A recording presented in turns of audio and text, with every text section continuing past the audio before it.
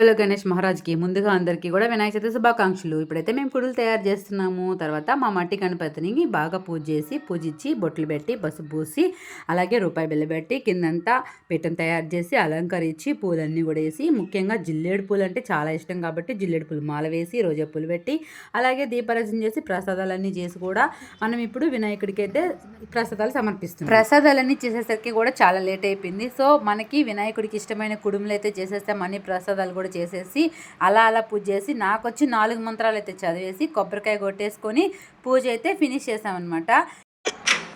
నందేమో నాన్నకి సింహం నీ అమ్మకి వాహనమై ఉండలేదా, ఎలకేమో తమరికి నెమలేమో తంబికి రథమల్లే మారలేదా.